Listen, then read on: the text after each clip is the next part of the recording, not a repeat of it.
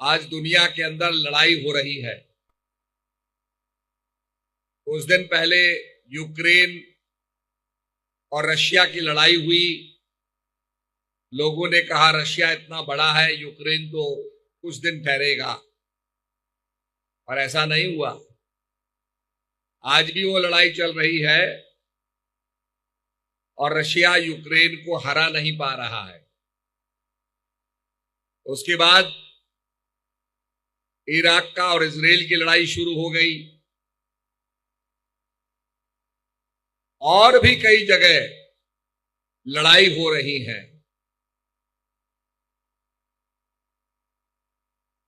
तो जो धर्म की हानि होती है, जब जब होए धर्म की हानि बाट ही असुर अधम अभिमानी। तो ऐसे समय महापुरुष सद्भावना की बात करते हैं और जो सार्वभौम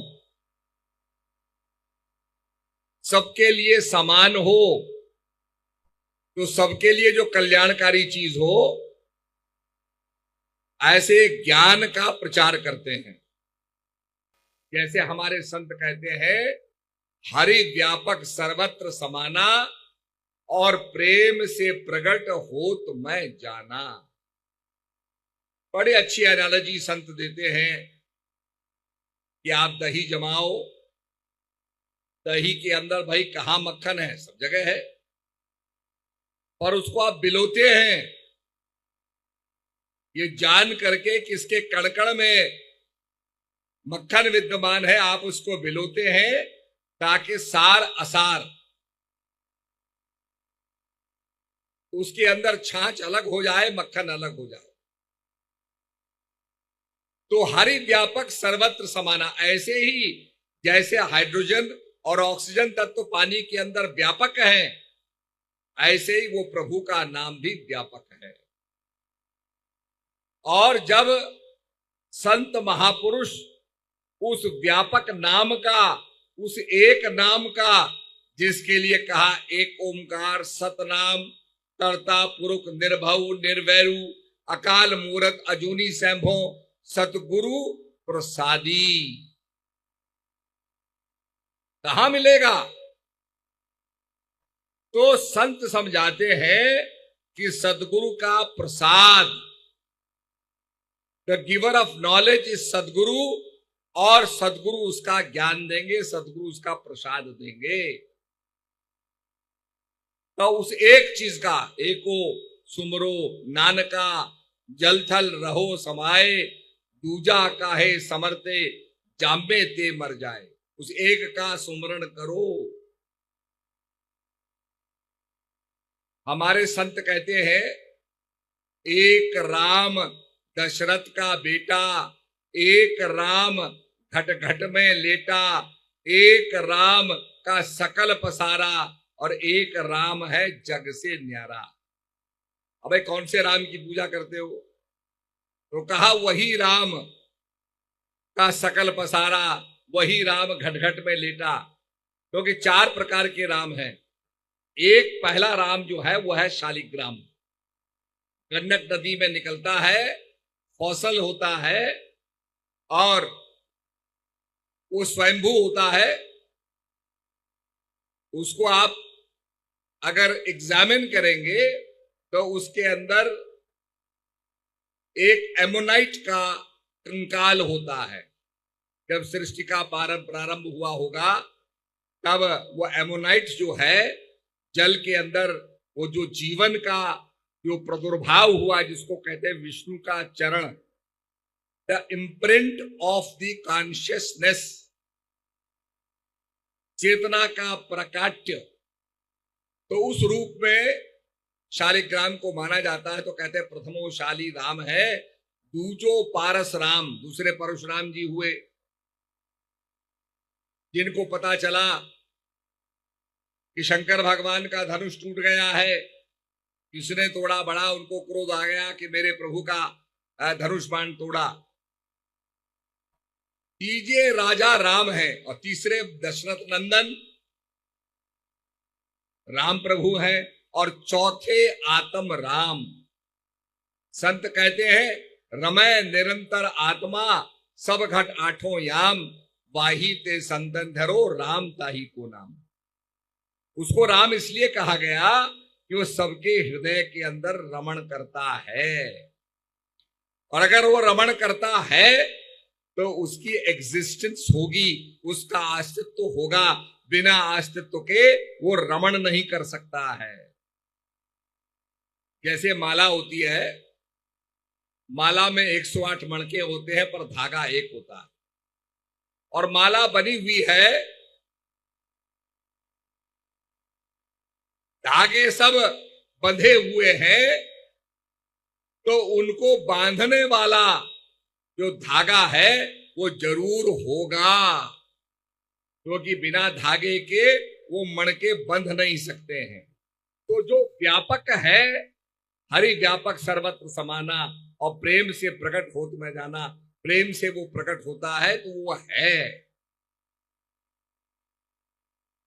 अब उसको जानने की विधि क्या है? गुरु बिन ज्ञान न हुए, ज्ञान को है विराग बिन, सुखिल है हर भक्ति बिन गावई वेद पुराण। हमें कभी कभी दुनिया के कई देशों में जाने का मौका मिलता है, तो किसी देश में हम जाते हैं, चाइना में गए तो उनकी भाषा सुनी, वो ऐसा बोलते हैं कि भाई क्या बोल रहे हैं ये, तो बड़ा आश्चर्य होता है कि ये क्या बोल रहे हैं। पर अगर उनकी ग्रामर को हम समझेंगे, एक आचार्य बनाएंगे, गुरु बनाएंगे, और गुरु हमको पढ़ाएगा, तो वो भाषा भी हमारी समझ में आ जाएगी। ऐसे आप रशिया में जाइए, उनकी भाषा भी अलग है। पर अगर हम टीचर को बनाएंगे, सिखाने वाले को बनाएंगे, तो वो हमें उस भाषा को भी सिखा देगा। तो कहा गुरु के बिना ज्ञान नहीं होता है। तुलसीदास जी महाराज ने सबसे पहले कहा, बंदो गुरुपद कंज कृपा, सिंधु नर रूप हरि, महामोहतम पुंज जासु वचन, रवि कर निकर। जिनके वचन रवि की करनी करते हैं। रवि की करनी का मतलब प्रकाश करना, अंधकार को दूर करना। अभी देखिए कितनी लाइटें लगी हुई हैं, कितना पंडाल दैदीप्यमान है, प्रकाश हो रखा है, और जब सूरज आ जाएगा तो इन बत्तियों की आवश्यकता नहीं होगी। जासु वचन रवि कर निकर। जिनके वचन सूर्य की करनी करते हैं, अर्थात सूर्य के समान प्रकाश करते हैं, छोटे मोटे प्रकाश की आवश्यकता नहीं रहती। अभी अभी आपने सुना भजन गुरु नानक देव जी का, जिसमें गुरु नानक देव जी कहते हैं, प्रभु मुझ पर कृपा करो। और गुरु महाराज का दर्शन हुआ तो मेरी सारी शंकाएं समाप्त हो गई। तो गुरु महाराज डायरेक्शन देते हैं। अभी हम दिल्ली से चल रहे थे, तो बोर्ड पे लिखा था करनाल इतने किलोमीटर, उसमें निशान एरो बना हुआ था, ये इधर जाना है। फिर हम यहां नजदीक आए तो उसमें भी एरो बना हुआ था। तो वो एरो करनाल नहीं है, वो दिशा बोध दे रहा है, डायरेक्शन बता रहा है। इस डायरेक्शन में जाओगे तो करनाल पहुंच जाओगे। जब हवाई जहाज को उड़ाते हैं तो उसपे कंपास लगे होते हैं, सारा इलेक्ट्रॉनिक सिस्टम लगा होता है। तो पायलट क्या करता है, जहां जाना है वहां का रेखांश और अक्षांश लेता है, जिसको कहते हैं अंग्रेजी में लैटिट्यूड और लॉन्गिट्यूड। जब रेखा अक्षांश लेता है तो अपने कंप्यूटर में डालता है, और जो हेलीकॉप्टर या हवाई जहाज होता है ठीक उसी स्थान पर पहुंचता है। आजकल आपने देखा होगा सैटेलाइट होती है, आप सैटेलाइट से अपने घर के ऊपर की फोटो खींच सकते हो, और उसमें क्या करना पड़ता है, रेखांश और अक्षांश डालने पड़ते हैं। जब आप वो कंप्यूटर में फीड करोगे रेखांश अक्षांश, तो वो सैटेलाइट आपके घर की ऊपर की फोटो आपको दिखा देगा कि देखो ये गली है, ये आपका छत है। तो ऐसे ही अगर हमने भगवान की प्राप्ति करनी है तो रेखांश और अक्षांश, ये तो हमें उसका जो आइडेंटिफिकेशन है, उसका जो कोड है, वो तो जानना ही पड़ेगा। तभी कहा गुरु बिन ज्ञान न होए, ज्ञान को है विराग बिन सुखी लहरे, हर भक्ति बिन गावई वेद पुराण, कि बिना गुरु के ज्ञान नहीं होता है। आज आपने जो कुछ भी सीखा है, यही बताओ, चलो ये बिना गुरु के हम सीख सकते थे? अक्षरी विद्या बिना गुरु के सीख सकते थे? आप कहेंगे नहीं जी। तो जो ब्रह्म का ज्ञान है, जो व्यापक का ज्ञान है, उसको जानने के लिए गुरु महाराज का प्रसाद, सदगुरु प्रसादी, वो आवश्यक है। तभी कहा ज्ञान अंजन सदगुरु दिया, अज्ञान अंधेर विनाश, हरि कृपा ते संत भेटिया, नानक मन प्रकाश। गुरु महाराज ने काजल दिया, अज्ञान अंधेर विनाश, अज्ञान का जो अंधकार है उसका विनाश कर दिया। हरि कृपा ते संत भेटिया, प्रभु की कृपा से, भगवान की कृपा से संतों का सानिध्य प्राप्त हुआ। नानक मन प्रकाश, और गुरु नानक देव जी कहते हैं मेरे हृदय में प्रकाश हो गया, रवि की करनी हो गई। तो इस प्रकाश के लिए सदगुरु को ढूंढना होगा, सदगुरु महाराज के शरण में जाना होगा और समर्पण करना होगा। आपने देखा होगा पहले जमाने में जब लोग ऑपरेशन करते थे तो बड़ा दर्द होता था, तो ऑपरेशन थिएटर में आदमी उछले नहीं, चिल्लाए नहीं, तो उसको बेल्टों से बांध दिया जाता था, तो बेचारा बंधा रहता था। एनेस्थीसिया नहीं होता था, बेहोशी की दवा होती नहीं थी, तो उसका वैसे ही ऑपरेशन करते थे, चिल्लाता था।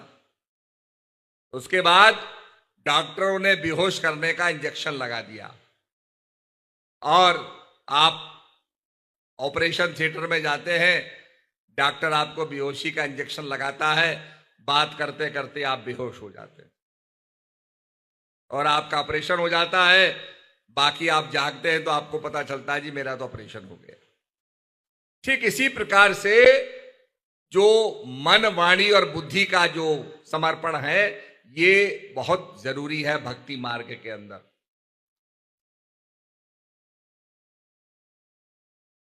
गुरु नानक देव जी अपने भक्तों की परीक्षा करते हैं।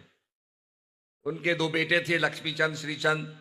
तो एक सोने का कटोरा लेकर के कीचड़ में फेंक देते, अपने बेटों से कहते अरे जाओ लक्ष्मीचंद, श्रीचंद, जरा जाओ एक कटोरा लाओ। अब वो कीचड़ में था, तो उनके पुत्र कहने लगे पिताजी क्या इसमें रखा है, हमारे पास तो कई सोने के कटोरे पड़े हैं, वो हम आपके लाकर दे देते हैं, आप क्यों इसकी मांग कर रहे हैं? तो कीचड़ में चले गया, जाने दो उसको। गुरु महाराज ने अंगद देव जी से कहा अरे अंगद, जरा जाके कीचड़ में से इस सोने के कटोरे को लाना।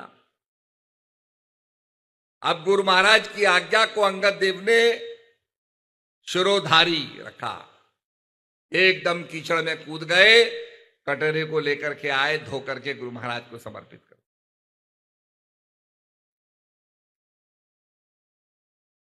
तो गुरु अंगद देव अपनी परीक्षा में पास हो गए। गुरु महाराज ने कहा भाई तुम्हारा नाम क्या है? कहा प्रभु मेरा नाम जो है लैणा है। वो उपनाम उनका लैणा था। तो गुरु महाराज कहने लगे हमारा नाम दैणा है, हम तुझे देंगे, और उसको अपने अंग संग बना करके उन्हें अंगद देव जी बना दिया। आप गुरुओं के इतिहास को देखोगे तो आपको बड़ा आश्चर्य होगा कि इस प्रकार से गुरुओं ने आध्यात्मिक तत्व की रक्षा की। जब 4 बेटे थे गुरु गोविंद सिंह जी के, 2 बेटे लड़ाई में मारे गए, 2 बेटे पकड़े गए, तो बादशाह ने कहा इन्हें दीवार में चिन दो। तो दीवार में चिना जाने लगा। तो बड़ा बेटा जो है उसकी आंखों में आंसू आ जाते हैं। तो छोटा भाई कहता है कि आपकी आंखों में आंसू, क्या आपको डर लग रहा है कुर्बानी देने से? तो बड़ा भाई कहता है नहीं, तुम कौम के लिए, ज्ञान के लिए तुम छोटे हो, तुम पहले कुर्बानी दे रहे हो, ये देख के मुझे बड़ा आश्चर्य हो रहा है कि मेरा छोटा भाई पहले कुर्बानी देगा। तो कहने का मतलब अपने धर्म के लिए भगवान ने, आपको पता है, महाभारत करा दिया। आपके तो कुरुक्षेत्र में पूरा वो स्थान था जिसको चुना गया। धर्म क्षेत्रे कुरुक्षेत्रे समवेतायुस्व मामका पांडवश्य किम कुर्वती संजय। तो एक धृतराष्ट्र जी पूछ रहे हैं, हे संजय, युद्ध की इच्छा रखे मेरे पुत्र क्या कर रहे हैं कुरुक्षेत्र में? और कुरुक्षेत्र इसलिए चुना गया कि राजा कुरु ने यहां तपस्या की थी। इस भूमि को यह वरदान प्राप्त था कि जो यहां पर लड़ते लड़ते मरेगा वो स्वर्ग को प्राप्त होगा। ऐसी भूमि को चुना गया। ये करनाल राजा कर्ण के नाम से हुआ। इसके बाद आप ये सारी जो पांडव जो थे, ये हमारे उत्तराखंड से आए। हमारे यहाँ लाखा मंडल है विकास नगर में, वहां लक्षागृह बनाया गया था पांडवों को मारने के लिए। तो पांडव वहां से निकल भागे, तो उस जगह का नाम लक्षागृह से लाखा मंडल पड़ गया। और आपको बड़ा आश्चर्य होगा, हमारे जौनसार भाबर में आज भी 3 भाई 4 भाइयों की एक